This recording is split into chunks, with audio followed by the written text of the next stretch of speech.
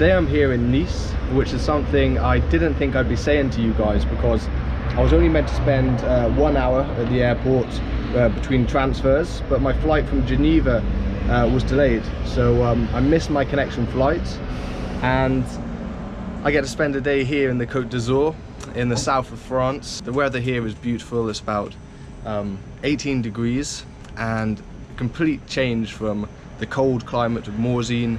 Beautiful blue sky, there's people swimming in the sea, and my priority now is to go into Nice to get some art supplies, because I gave my big tubes of paint, the ones which were over 100 ml, to a friend to take in his cabin luggage, because I only brought hand luggage with me on my way back.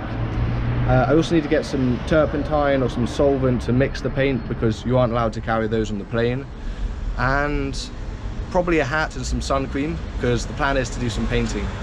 So I'm quite excited to paint here. I'm happy that I do get to paint in such beautiful weather, and I'm happy that I get to make another video for you guys as well. So let's get out into Nice, let's explore the city a bit and get my materials, get supplies, and do some paintings.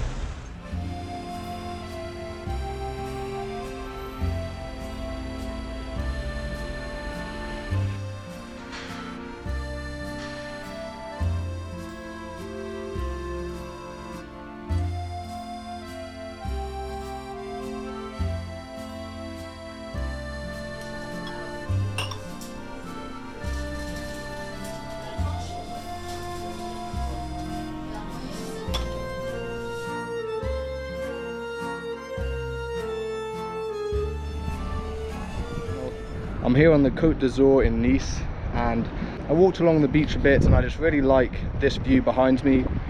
You get some of the mountains, a lot of the sea, some of that really lovely blue sky. So I think this is going to make for a nice composition.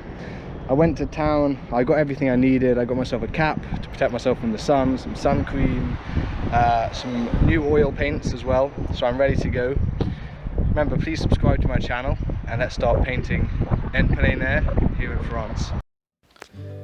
I'm painting on a canvas panel that I've toned with raw umber paint, and I start by dividing my canvas with a basic grid, as this helps me reference points vertically and horizontally within the composition, and if I can check these relationships to see if anything lines up, this will help me get the drawing of the scene more accurately at this early stage.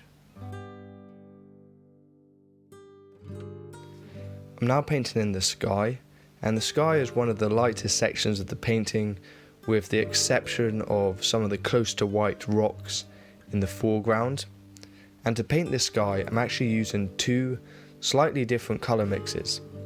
So just above the horizon, above these mountains, the sky is lightest, and it's also slightly warmer than the sky which is further up. As the sky goes further and further up, it takes on a deeper blue hue and starts to shift slightly towards a purplish blue the further up it goes. But close to the horizon, it's warmer and it's lighter. So in order to make this mix, I'm using titanium white, cerulean blue, a touch of my yellow ochre, and a small touch of alizarin crimson as well. As the sky gets a bit further up on the painting, I'm using a mix which is mostly cerulean blue, titanium white, and a bit of ultramarine blue as well. And using vertical brush strokes, I mix these two slightly different colour mixes and create that atmospheric effect which you get when you look into the sky. I'm also not covering the canvas in a few sections of the sky, and that's because I'm leaving these sections to paint the clouds.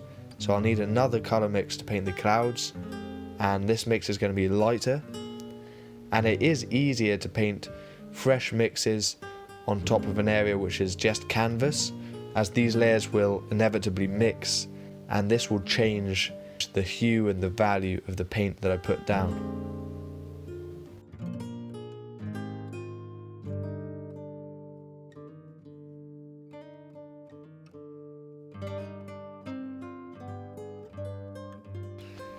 Here I'm painting the distant mountains, and I'm adding quite a lot of titanium white to the colour mix that I'm using to paint these, as I want to make them quite grey and quite light in order to create the effect of them sitting further back in distance than the mountains in front of them or anything in the foreground. So due to atmospheric perspective, things which are further away take on a bluer and greyer tone with less contrast. So I am actually using two slightly different colour mixes. I'm using one colour mix which is a warmish grey, slightly purple in hue. I'm using another colour mix which is a greyed down blue, and these two colour mixes will represent the shadows and the sections of light on these distant mountains. However, as they're so far away, I'm making certain that these two colours are very similar in tonal value, so the only difference is the shift in hue. And by doing this, when I paint the foreground mountains, it instantly pushes these mountains back, and this helps them read as a mountain in the distance.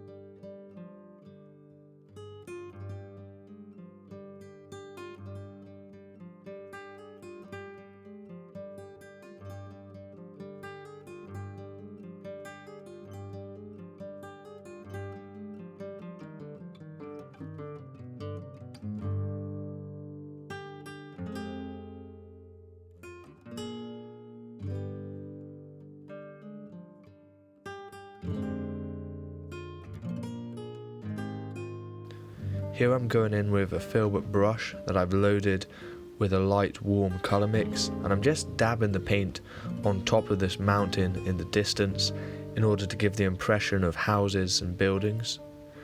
And I'm keeping the details quite minimal in the distance and trying to indicate these houses and buildings just using simple blocks of colour which contrast in value to the relatively dark mountain which leads into the beach. And this is actually my third time here in Nice in the south of France, and the last time I was here I also was stranded, and I ended up doing a painting in a similar spot of a similar composition actually. And just like this time that I'm in Nice, I wasn't expecting to spend any days here on the beach and do any paintings at all. In fact, last time I was here I was catering at a wedding. It was actually an Indian wedding, which was a 3-day event, and me and a team of caterers for the agency that I was working with at the time, they flew us all out from London to set up the wedding, to cater on the bars and everything throughout the event.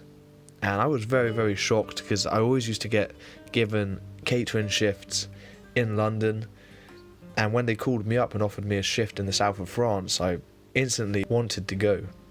And I had been hoping that I may get some time to do some painting, and it ended up being that the flight back to London was cancelled, and I had 3 days on the French Riviera.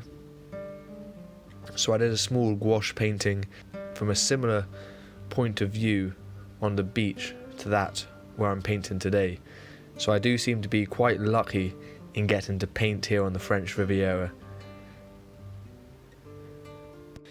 To paint the sea, I start by painting in the distant section of the sea, which runs along the line of the beach in the distance. And this section of sea is the darkest, and it has a really deep blue hue to it, so I'm using quite a lot of my ultramarine blue in this section. And then as the sea gets closer to the foreground, this deep blue transitions into a lighter, more turquoise greenish hue. And in the foreground there's also some subtle purples and colours which are getting reflected into the water from the sky.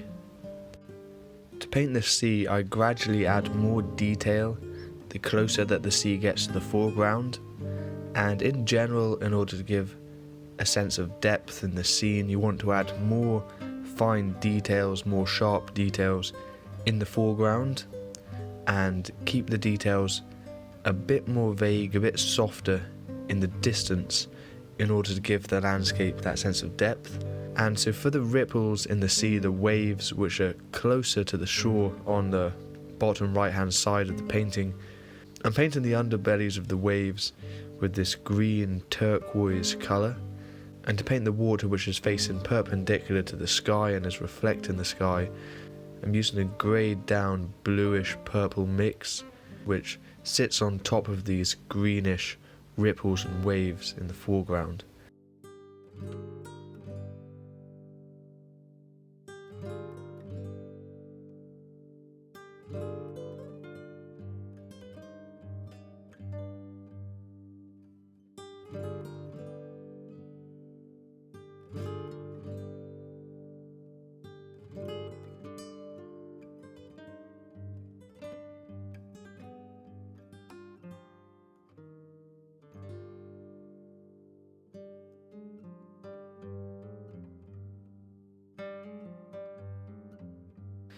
Here I'm painting a lady who is sitting on the beach looking out to sea, and I do enjoy painting figures into the painting as this helps give scale to the painting and it also adds a narrative. Sometimes it's nice to look at a painting and see the people there and wonder what they're thinking about, what they're doing. Perhaps has she missed a flight as well, and is she just waiting on the beach until she catches her flight later on in the day, as we're very close to Nice airport here. And in many ways that's down to the viewer to interpret what the people in the scene may be doing and thinking as they go about their lives. And now I'm painting the rocks which are close to the sea. So these rocks are wet, they have a darker tonal value and have a warmer colour temperature to them than the rocks which are dry and further back on the beach. And here I'm painting two girls who are sitting on the beach having a conversation with each other in the foreground, and I'm trying to capture their gesture and the way that they're sitting and looking at each other. And as the painting is already quite small, I'm having to be quite delicate and precise with my brush to pick out the details of their head and their hair and their bodies. So I'm using a round brush which has a fine point, and I'm not adding too much detail as the scale just doesn't allow me to add small details. If I can get the right colours for their skin, their hair and their tops and paint the proportions correctly, then I will be able to capture these two girls in a convincing enough way. When I paint people in plein air, I'm also very conscious of where the sun is in the sky, as this way I can see where the shadows are going to fall, and especially as they're quite small on the painting, and just by indicating the shadows in the right position on the figures, it will make them fit into the scene and also give them a three-dimensional presence in the painting.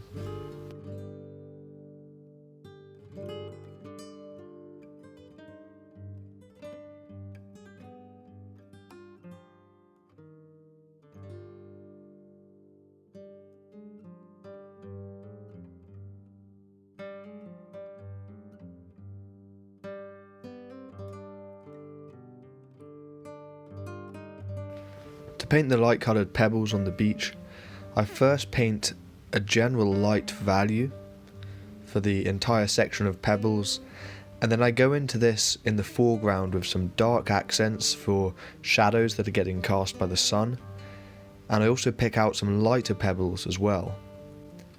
And as I work on this section, I also add in a few different coloured brush strokes, some brush strokes which are slightly closer to blue, some which are slightly closer to yellow. I'm keeping them all more or less in the same value range and still greyed down blues and greyed down yellows, as when I look at the rocks there is a lot of colour variety within them, and I'm trying to be more articulate with the pebbles in the foreground and letting the details in the pebbles in the midground and background get a lot simpler and get lost into this general light grey colour. As when we look at a scene, stuff in the distance is a lot less clear, it's harder to see fine details even if we really look at them, whereas stuff which is close to you in the foreground, it's very easy to see the shadows, the lights. So I'm trying to use some of this articulation of the shadows and the lights in the foreground, and just by adding a few dots of shadow throughout the midground, it helps give this realistic impression of a body of pebbles receding into the distance.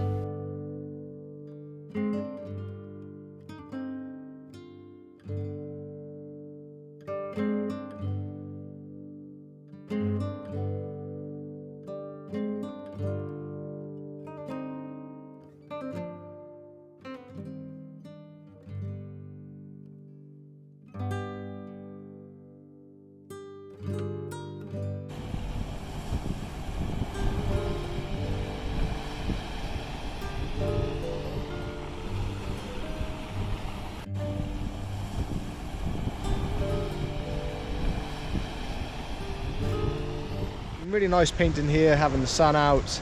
It did get quite windy at points. I am weighing my easel down with my bag, which has stopped it from falling over. And please do subscribe to my channel. Let's find another spot to paint.